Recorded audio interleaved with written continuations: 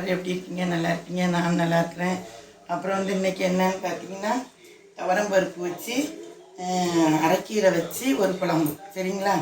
அதுக்கு சாம்பார் பொடி புளி அந்த மாதிரிலாம் ஊற்றி இது ஒரு கீரை வச்சு ஒரு அரைக்கீரைலாம் நம்ம பொரியல் பண்ணுவோம், அப்படி இப்படி பண்ணுவோம். எனக்கு வந்து நல்ல தோட்டத்துக்கீரை சிறு இலை, எனக்கு வந்து சின்ன இலையாக கிடச்சிச்சு. அதனால் இதை சாம்பார் வைக்கலாம். இதே இது உங்களுக்கு கொஞ்சம் பெரிய இதெல்லாம் இருந்துச்சுன்னா சேர்த்து பிடிச்சி 4 3 நறுக்கி வச்சுக்கோங்க. எனக்கு இது நறுக்கே தேவையில்லை. பார்த்தீங்கன்னா நல்லா நூல் மாதிரி வெந்து வந்துடும். இவ்வளவு எடுத்து கழுவி ஆஞ்சி நல்லா விளக்கீரையை கழுவி தண்ணி வச்சு வடிகட்டி வச்சுருக்கேன். சரிங்களா? இதுக்கு வந்து இந்த துவரம் பருப்பு வந்து இந்த 200 கிராம் இந்த அளவுக்கு நிறைய எடுத்து நல்லா தண்ணி ஊற்றி கழுவி அலசி தண்ணி ஊற்றி வச்சுருக்கேன். ஓகேங்களா?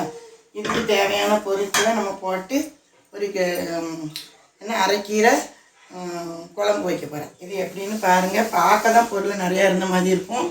உங்களுக்கு வந்து பார்த்திங்கன்னா நல்ல ஒரு கீரையில் ஒரு குழம்பு சாப்பாட்டுக்கு எந்த தினமும் பொரியல் பண்ணாமல் பாருங்கள். நிறையா இருக்குன்னு பார்க்குறதுக்கு வந்து பார்த்திங்கன்னா ஈஸியாக இருக்கும். நான் சொல்கிற மாதிரி பொருளை எடுத்து பண்ணுங்கள்.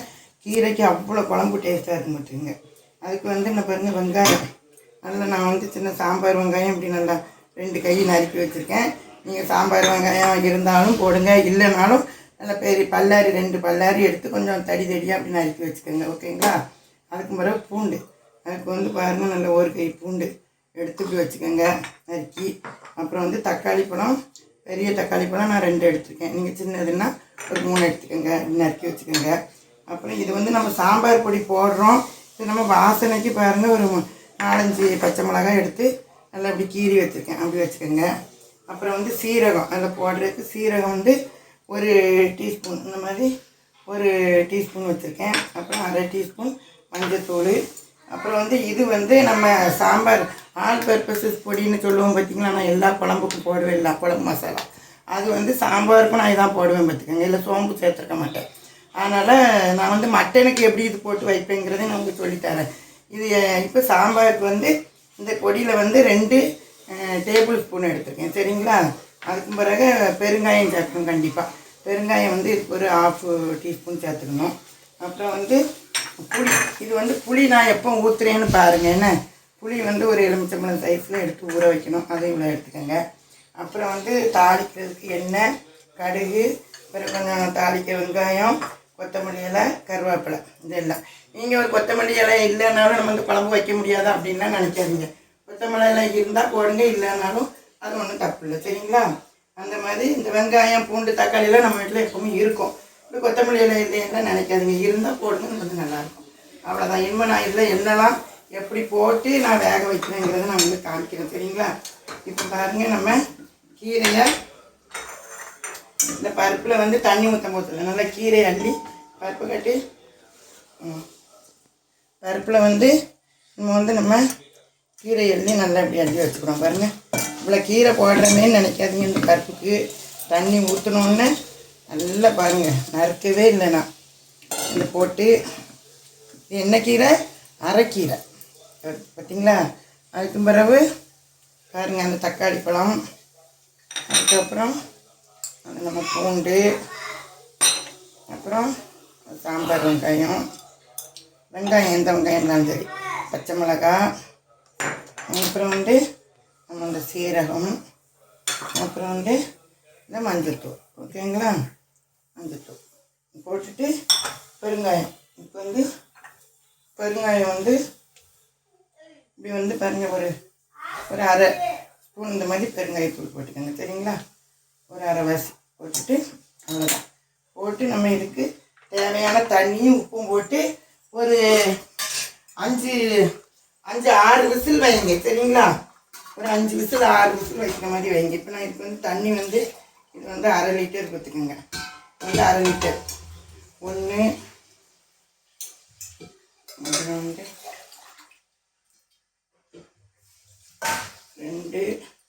2னா 1 லிட்டர் ஆகிட்டு பார்த்தீங்களா? 1 ஒரு 1.5 லிட்டர் 1.5 லிட்டர் தண்ணி நல்லா மேலே நிற்கிற மாதிரி ஊற்றிருக்கேன் பாருங்கள்.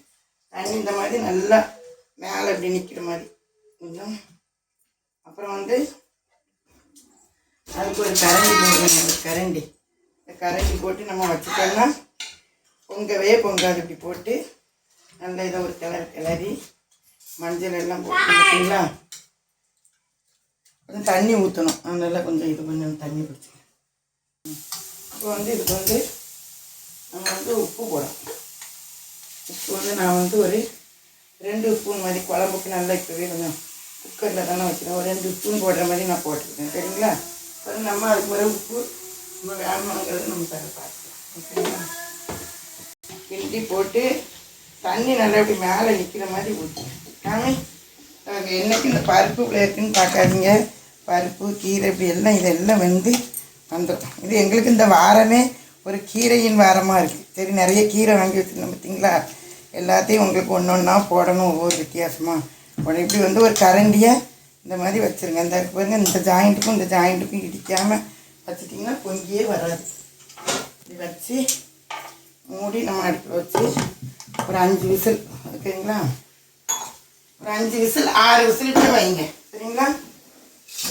5-6 விசில் வச்சுட்டு அப்புறம் புளியை நம்ம ஒரு 5-6 விசில் போட்டுங்க. போட்டுட்டு நான் 6 விசில் 5-6 விசில் அடித்தோன்னே எப்படி இருக்குன்னு துவரம் பருப்பு போட்டிருக்கோம் பார்த்தீங்களா, அதனால் ஒரு 5-6 விசில் வைங்க.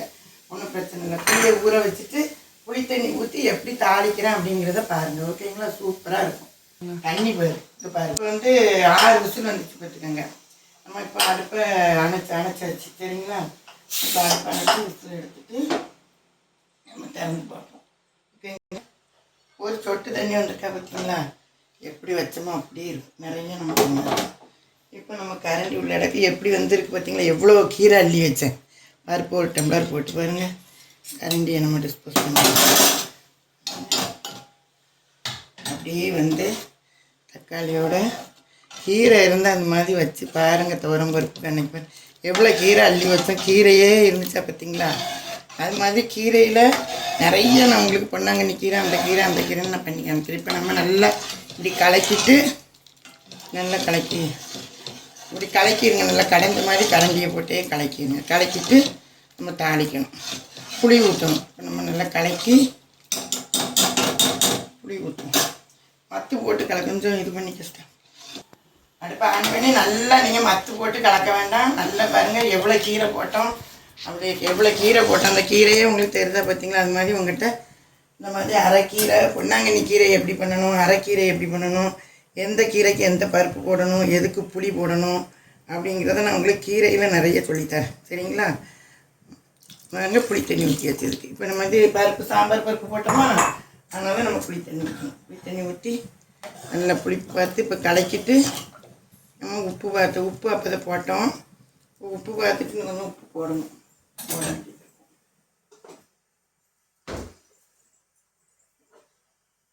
ஊற்றியாச்சு. அப்போ தான் நான் ஒரு 2 ஸ்பூன் போட்டேன். இப்போ புளி தண்ணி ஊற்றி புளிப்பு உப்புலாம் பார்த்துட்டு வேறு நம்ம கொஞ்சம் உப்பு போட்டுக்கலாம். சரிங்களா? இது சாதத்தில் ஊற்றி இட்லி, தோசை இந்த மாதிரி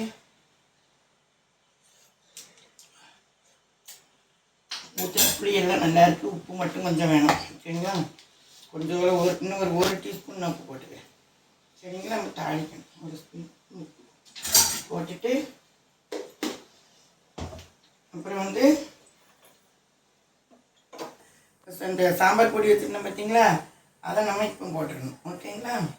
அப்பம் போட்டோம்னா காரம் எல்லாம் சேர்ந்து போட்டுட்டு கொதிக்க விடணும். நல்லா வாசமாக இருக்கும். போட்டு சாம்பார் பொடி, புளி தண்ணி எல்லாம் போட்டு நல்லா கலக்கி தான் காரம் வரும்.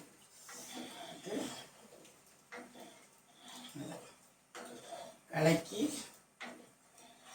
நம்ம கொதிக்க விட்டுட்டு தாளித்து ஊற்றும் போது உங்களுக்கு நான் காமிக்கிறேன்னா, உப்பு போட்டது உப்பு சரியாக இருக்கும். அது கொதிச்சுக்கிட்டே இருக்கட்டும். நம்ம அடுப்பை பற்ற வச்சுக்கணும். சரிங்களா? பற்ற வச்சு எண்ணெய் ஊற்றிக்கலாம். ஓகேங்களா? 2 ஸ்பூன் எண்ணெய் ஊற்றிக்கலாம். தண்ணி ஊற்றிக்கணும். அப்படியே நான் புளி தண்ணி ஊற்றும் போது போட்டேன். நம்ம கீரை போட்டு தக்காளி பழம்லாம் போட்டு பூண்டெல்லாம் வச்சோம் பார்த்தீங்களா, அப்பவும் நம்ம சாம்பார் பொடியை போட்டு வைக்கணும்னா வச்சிடலாம். நம்ம அப்படியே அந்த நேரம் போடலைன்னா நீங்கள் இப்போ போட்டு கொதிக்க விடுங்க. போட்டால் இன்னும் அதை விட பெஸ்ட்டாக தான் இருக்கும். சரிங்களா? எப்போனாலும் அந்த 2 நேரம் எப்போனாலும் சாம்பார் பொடி போட்டுங்க. கீரையோட சேர்த்து வைக்கணும்னாலும் மஞ்சத்தூள்லாம் போட்டோம்னா அப்பவும் போட்டு உள்ளே தட்டி இது பண்ணி வச்சிடலாம். விட்டு அது பாட்டு கொதிக்கட்டும். இப்போ நம்ம வந்து சிம்மில் வச்சுக்கிறோம். சிம்மில் வச்சுட்டு கடுகு போட்டுக்கிறோம். கடுகு நம்ம போட்டாச்சு. அப்புறம் வந்து இப்போ கடுகு பொரிஞ்சிச்சு. பொரிஞ்சோடனே இந்த கருவேப்பிலை போட்டுங்க. இப்போ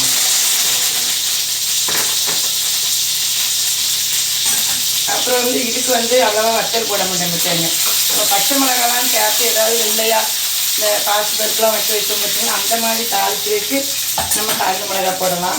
இப்போ இது வந்து நம்ம சோப்பாக தானே வைக்கிறோம், அதனால் வேண்டாம். இப்போ நல்லா பாருங்கள், இது பொரிஞ்சிட்டா இப்போ தான் நம்ம வெங்காயம் போடணும்.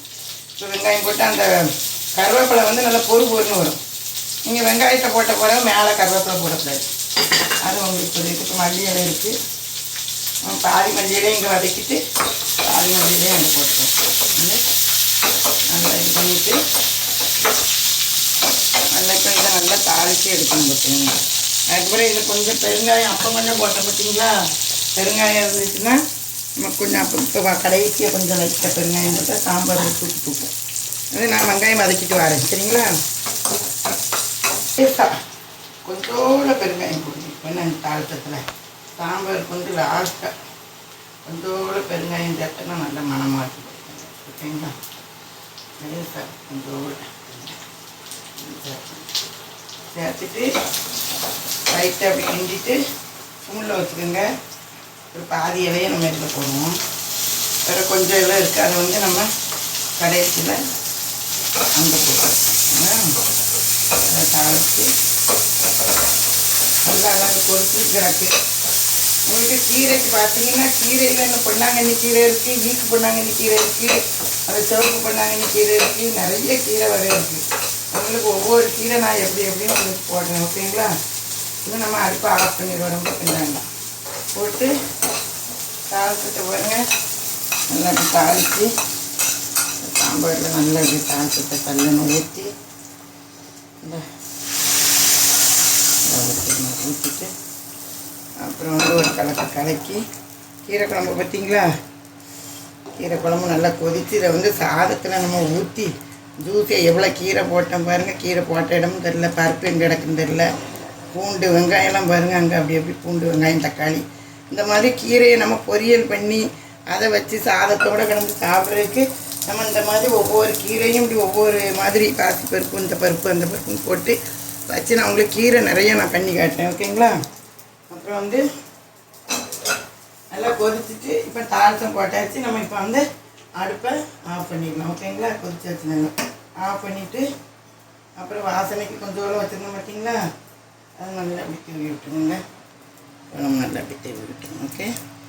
குழம்பு நல்லா ஃபினிஷ் ஆகிடுச்சு, ஓகே. இந்த மாதிரி வச்சு அணைச்சிடாத நம்ம வந்து சாப்பிட்டு அப்படி வச்சுட்டு குழம்பு எப்படி இருக்குன்னு இப்போ உங்களுக்கு சாப்பிட்டு காமிக்கிறேன், ஓகேங்களா. அடுப்பு ஆஃப் பண்ணியாச்சு. அப்படி உங்களுக்கு ஊற்றி இதே மாதிரி கீரையில் நிறைய ரகம் வைங்க. நான் ஒவ்வொரு கீரை வச்சு உங்களுக்கு நான் பண்ணி காட்டுறேன். கீரை வந்து நல்லா அப்படி ஊற்றி தக்காளி வெங்காயத்தோடு நல்லா ஜூஸியாக ஊற்றி இந்த மாதிரி இப்படி கீரை வச்சு தட்டில் வச்சு நல்லா ஜூஸியாக கீரை வச்சு நம்ம கீரையிலையே ஒரே பொரியல் கிரியல்னு சாப்பிட்றதுக்கு இந்த மாதிரி சாப்பிடலாம் பார்த்துக்கோங்க. சூடாக கீரை வச்சு போட்டு நல்லா ஜூஸியாக அப்படி சாப்பிடுங்க. நல்லா ஜூஸியாக இருக்கும் பார்த்துக்கோங்க. ஊற்றி நல்லா சாப்பிடும்போது அந்த உப்பு புளிப்பு கீரை வாசம் அரைக்கீரை வாசம் வச்சு கீரை குழம்பு வச்சு சாப்பிட்டு எப்படி இருக்குன்ட்டு சொல்லுங்கள். நல்லா சூப்பராக இருக்கும் கீரை. உங்களுக்கு நிறைய கீரை நான் வச்சு காமிக்கிறேன். இந்த வாரம் எங்களுக்கு கீரையின் வாரம் ஆகி போச்சு. அதனால் அன்பு ரோஜா குக்கிங் சேனல் போனீங்கன்னா நிறைய கீரை ரெசிபி அப்புறம் வெயிட் லாஸ் ட்ரிங்க்ஸு நிறையா இருக்கும். போய் பாருங்கள், சப்ஸ்கிரைபர்லாம் அதே மாதிரி வியூவர்ஸ் எல்லோரும். Okay, thank you friends. அப்புறம் வந்து என் சேனலுக்கு ஷேர் பண்ணுங்கள், லைக் பண்ணுங்கள், சப்ஸ்கிரைப் பண்ணுங்கள். நிறைய நம்மளுக்கு 150 தாண்டிட்டு சீக்கிரமாக நம்ம 200க்கு ஒரு கேக்கு வெட்டி நம்ம சப்ஸ்கிரைபர் எல்லோரும் சேர்ந்து சீக்கிரம் கொண்டாடுவோம். அதனால் நீங்கள் இன்னும் நிறைய பேருக்கு ஷேர் பண்ணி லைக்கும் பண்ணுங்கள், ஷேரும் பண்ணி விடுங்க, ஓகேயா. Thank you friends. Okay bye.